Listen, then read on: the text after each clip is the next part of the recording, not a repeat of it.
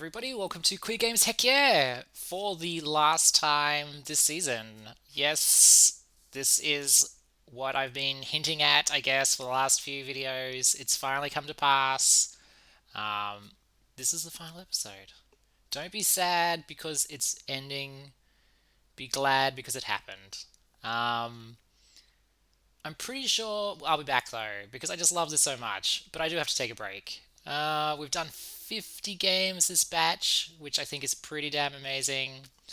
And I'm really proud that every single game I've been like engaged and like present for it. And I want to kind of maintain that kind of passion, I guess.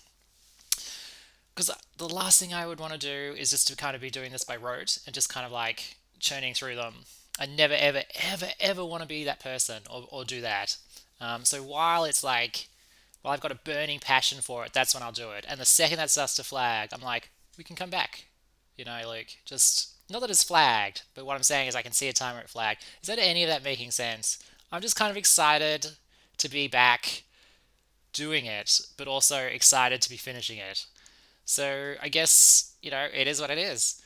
Um, yeah, we've done 50 games, and I think that speaks to the quality of queer games at the moment, that I got something out of every single game this year.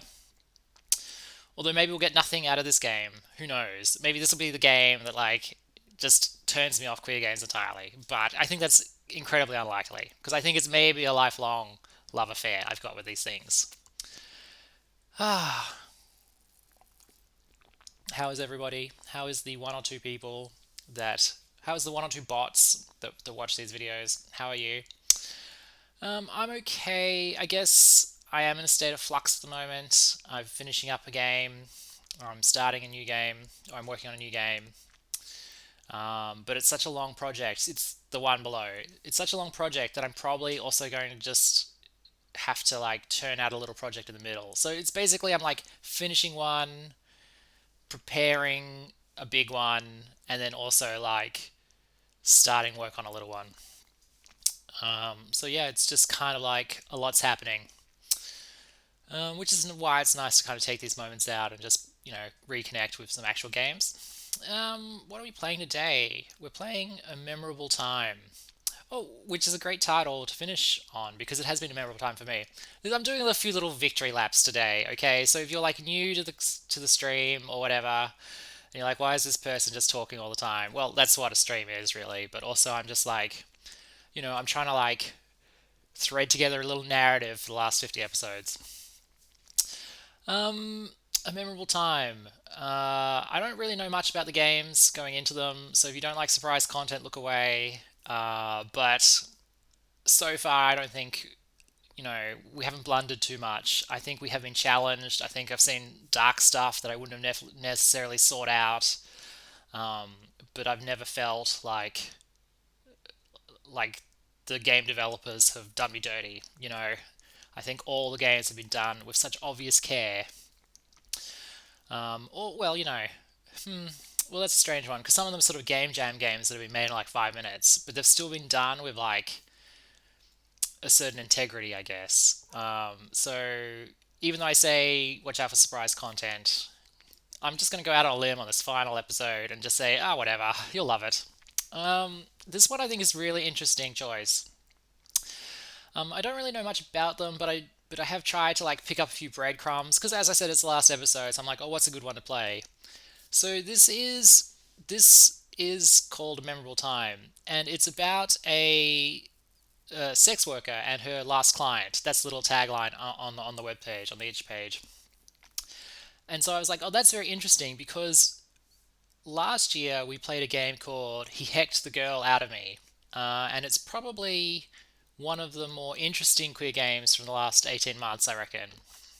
That game, because it's a autobiographical tale about a person who did sex work or does sex work, and I guess it's kind of like it hit at a really good time and it was really well made and it had a really good point and it was just like tick tick tick tick tick.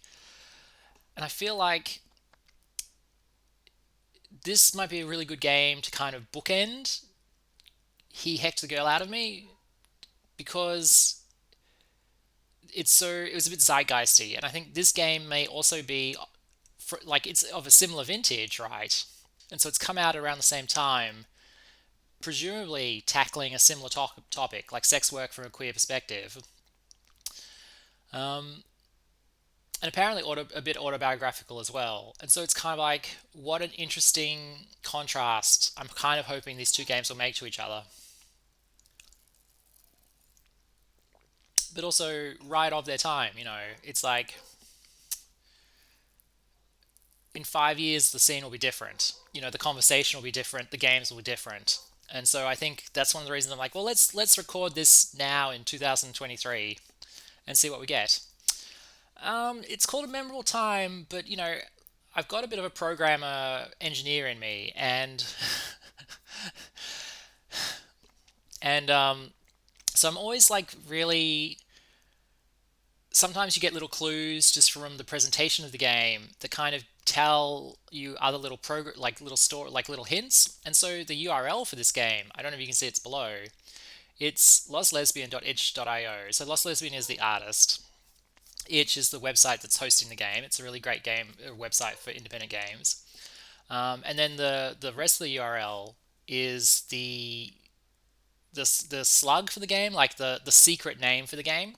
And it's often when you create a page for a game, you may not know the final name for it. So you kind of have to. So a lot of times, game makers have to kind of like use their working title for the little URL. And so the URL for this game is sex work is work. So the game is called A Memorable Time, but at some point, the developer was thinking the title might be, or maybe the title was, or maybe they were just like trying to make another point. But I think it's most common that it's like an alternative name for the game is sex workers work, and I think that's kind of interesting. All right, let's get going. If I can figure out how to make this work. There we go. Spacebar. AD and arrow keys to move. Okay, this is a Bitsy game. Now, if you've been following queer games, heck yeah, you'll know I really love Bitsy games because even though they're hard to look at, like if you're not familiar with them, you'll be like, what is this really retro looking piece of art? My theory is Bitsy attracts the poets. So this is another good sign, another good one to end on. Oop. I've hit the Coke a little early today. So maybe about 100 kilometers an hour.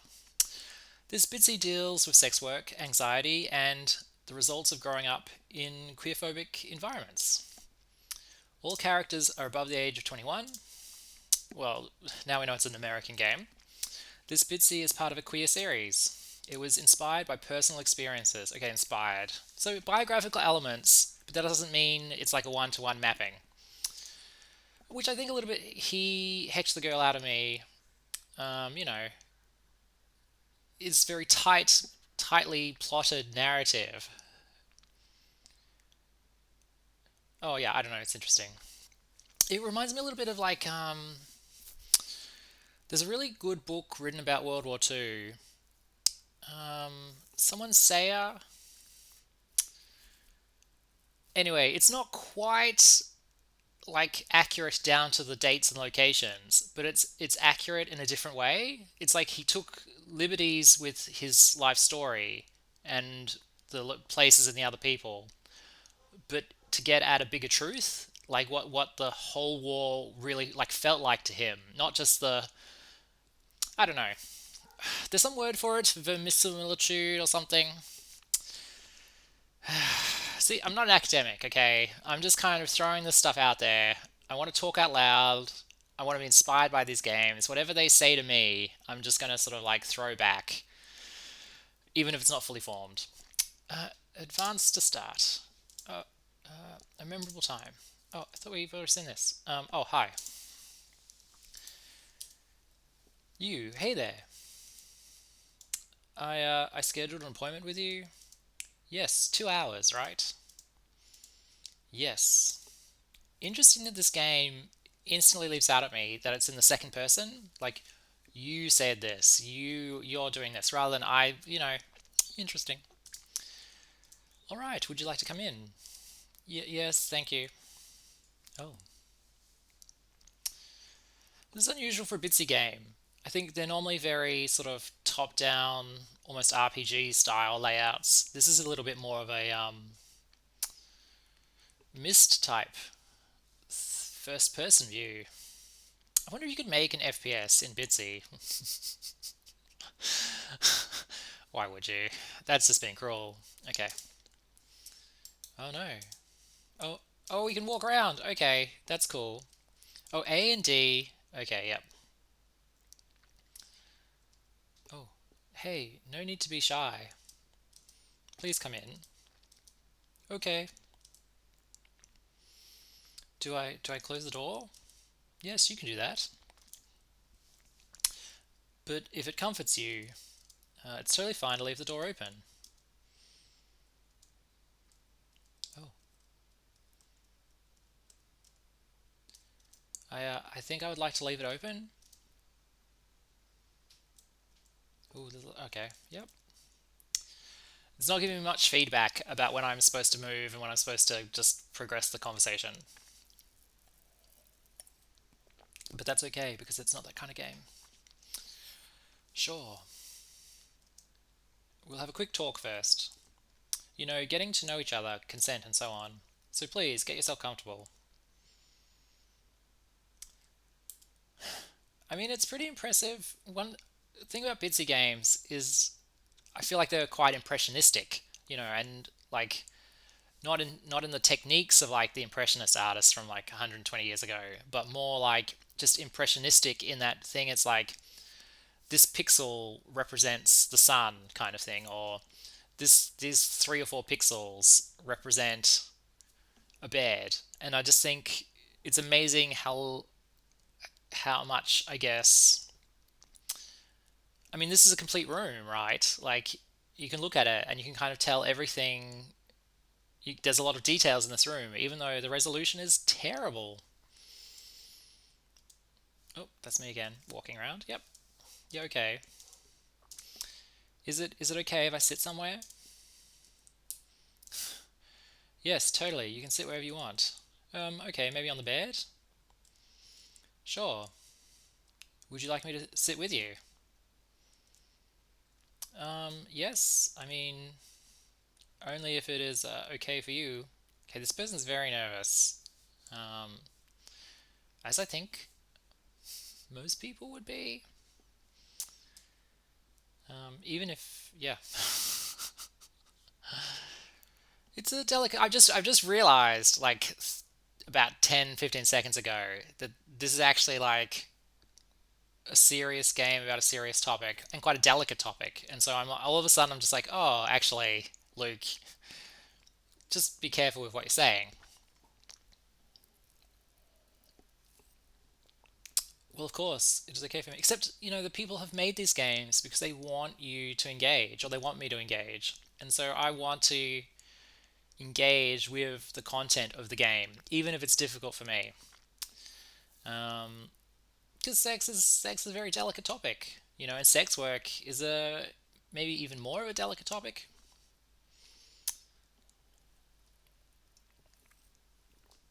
Is it okay for me? Oh, now we switched. Oh no, no, they moved. Okay. I thought for a second we'd switched between characters, and I'm like, that's an interesting concept. I am Emily. Emily's so nervous, as you would be. Yes, I remember you told me on the phone. I'm happy to meet you, Emily. Thanks. I mean, yeah, you can call me Lola. I don't know if that's their real name. If you ever forget my name, just look at the wall. Huh? Why would I forget your name?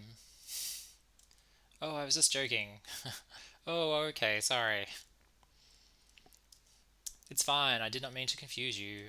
But don't worry, I will make sure that you will not forget my name. Oh, that's good, that's a good line. Oh, oh my. So, do you remember my rates?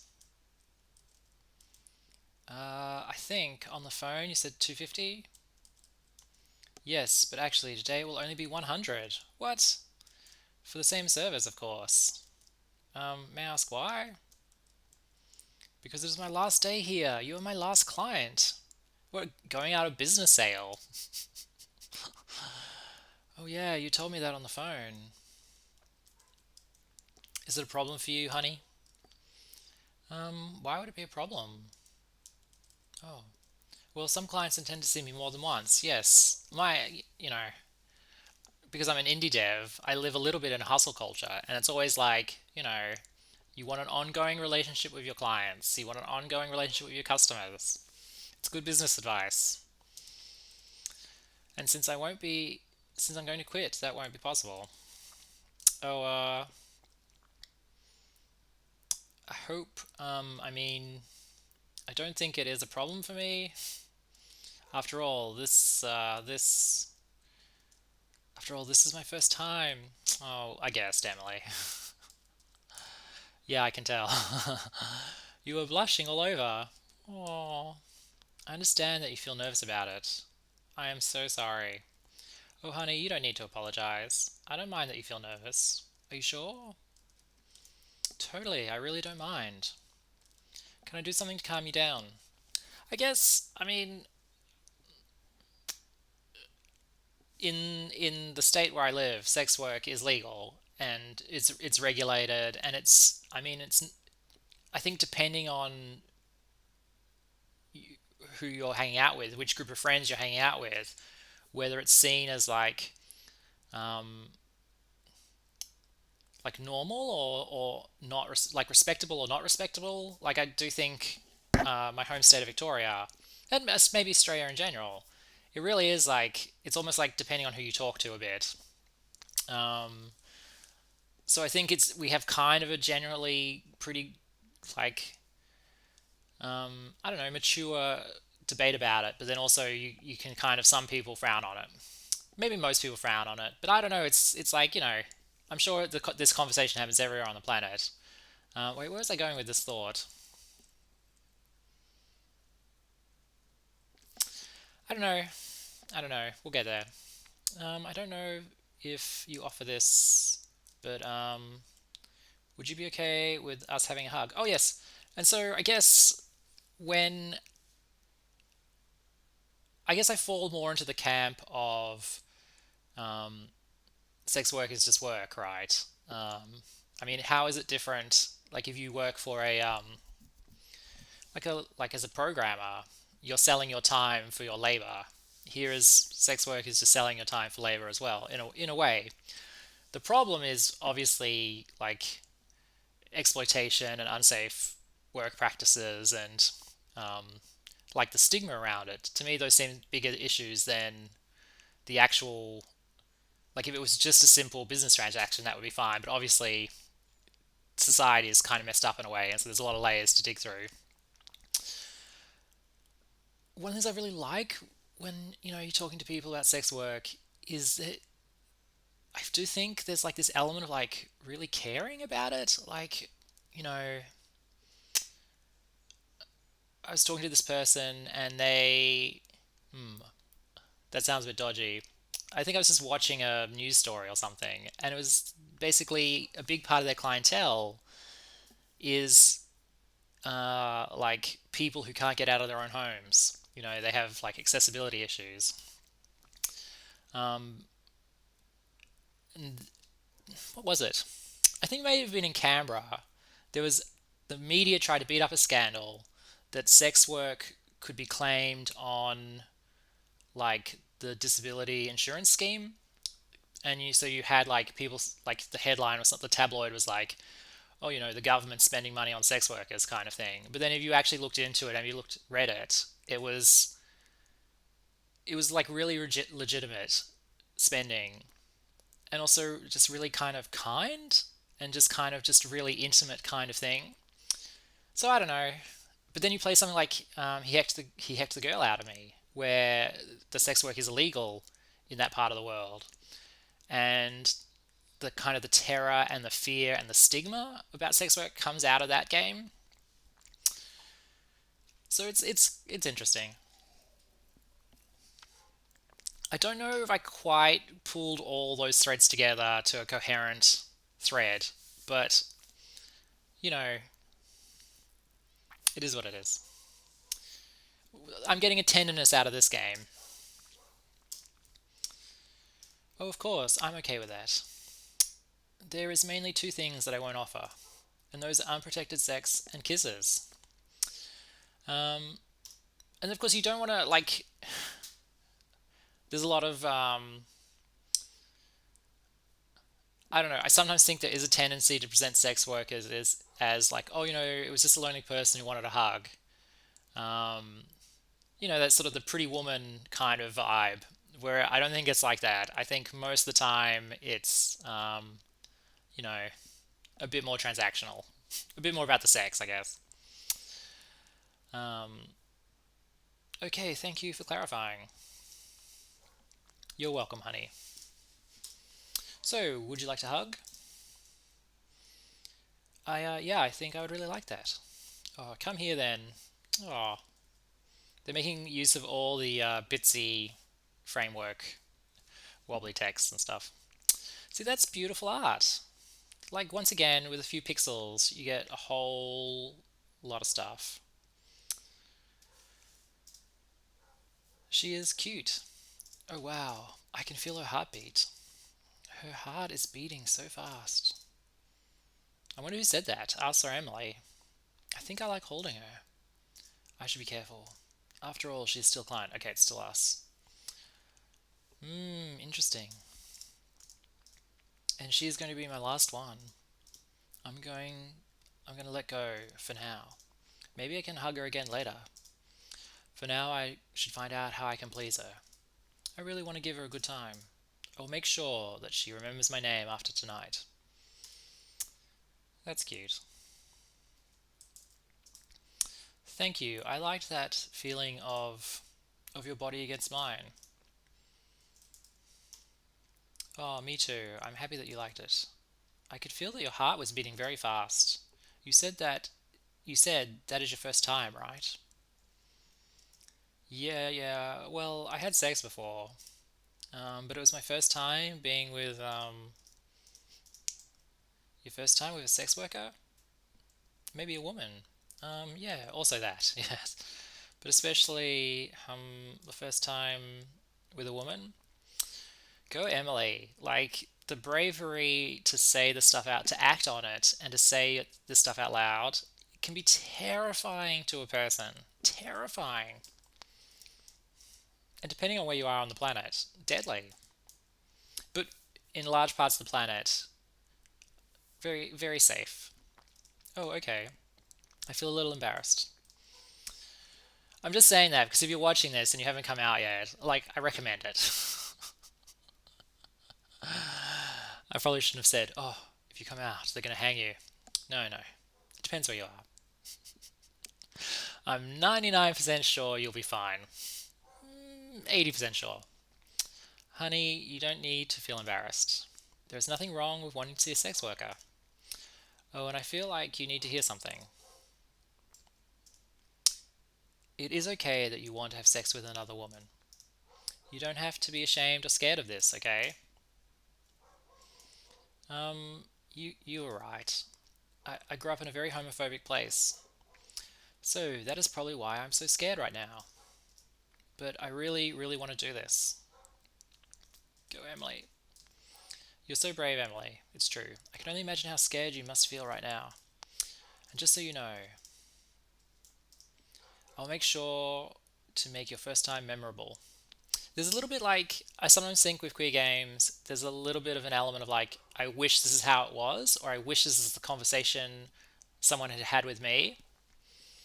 And I'm wondering if there's a little bit of this with this game. It's like, that first time that you hug a woman, or in my case, hug a man, you can't, like, I think you want to be reassured. Maybe. I'll make sure to make your first time memorable. A memorable time. I think that's it. Yeah. A Bitsy game by Alicia, December 2022. Made for Yuri Jam.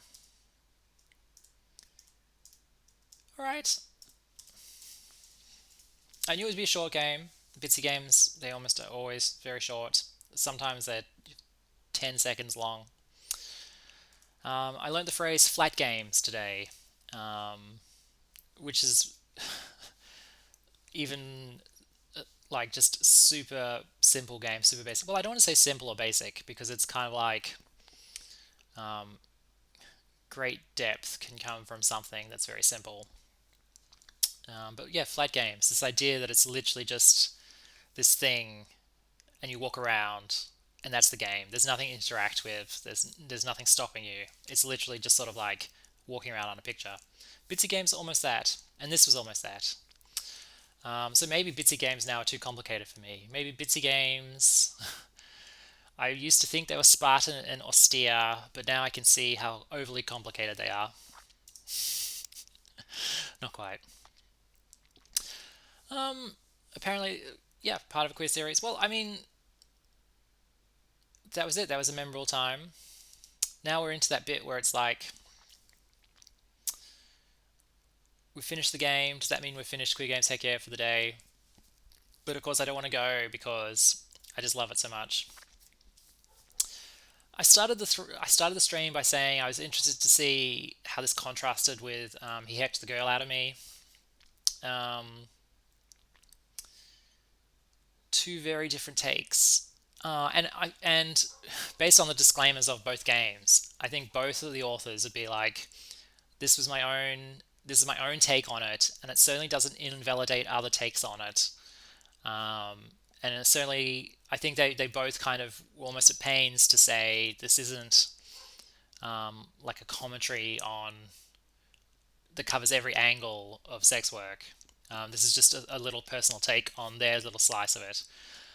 So in that regard, I think that it's super interesting to compare the two. Like, it's in some ways it's unfair, but I'm going to do it anyway. He Hecked the Girl Out of Me, very dark, very cynical, um, and kind of leans into the idea that um, you know, like, hurt people like transfer the hurt onto the next group. So like, kind of like, the main character in He Hecked the Girl Out of Me is in a tough spot, and and the and sort of their mentor, who has sort of also been in a tough spot when they were younger, ushers them into a dark world, and you can kind of almost see the generational trauma traveling through, even though it's like we're not talking parent to child, we're talking like queer person to queer person. Um, Whereas in this game, it's a little bit more, I guess. Here is a queer person comforting another queer person. So there's almost like a generational thing there. This is an interesting thing, I guess. It's like, because gay people don't necessarily have gay kids, right? And so, like, a lot of, if we ever talk about gay culture or gay community, it is different to other communities in that, um, normally culture is passed from like parents to kids kind of thing. But for queer people, it's like people have to enter the community and learn it each time. And so there's no parent to child transmission, but there is definitely a passing of the baton a bit. And these two games kind of like, they suggest a little bit that it's like based on sex or something. I don't know. There's like a thought in there that I haven't quite fully resolved. I'm glad to have it teased out for me though. Well, I hope you enjoyed that as much as I did. Did I fully compare the two as I said I would? I think so. Like, let's not get into too much detail. I recommend playing them both. I mean, I played them a year apart. If you played them like on the same day, I think the how they are similar and how they are different would really, really be amplified a bit. I think that would be really fascinating to see. Um, yeah. So what's left to do other than to say thank you all very much for joining me here on Queer Games Heck Yeah Season 2. All the videos are on YouTube. I'm thinking of putting them up on my own website one day because I'm like, why not? I mean, the algorithms and the companies have made it actually just so unpleasant to use them, to use their big services, that it's almost worth just self-hosting again. I'm on Mastodon now, who knows how long, but I do really like the community vibe over there. Um, yeah, I don't know, it reminds me of community radio. If you're ever like a Triple R fan, like Melbourne radio, or if you're in Brisbane, a 4 Triple Z fan, I don't know, then maybe Mastodon is for you. But other than that, you can always leave me comments below. You have games you want to see. I do think I'll be back for season 3 because I think we're going to do the Queer Games Festival again. But I think I'm going to do it completely underground this year. Like, literally, we're just not going to tell people about it. We're not going to put it on socials. We're just, if you know it, you know it. You know? Um, I think that could be, I think that could be quite exciting. And I'm like, the others are a little bit like, we don't know, Luke. I'm like, trust me, it'll be cool. Um, so yeah, so I think I will be taking screenshots for the Queer Games Festival, and we've got a bunch of games for that. So I think I'll be back, but like next year maybe.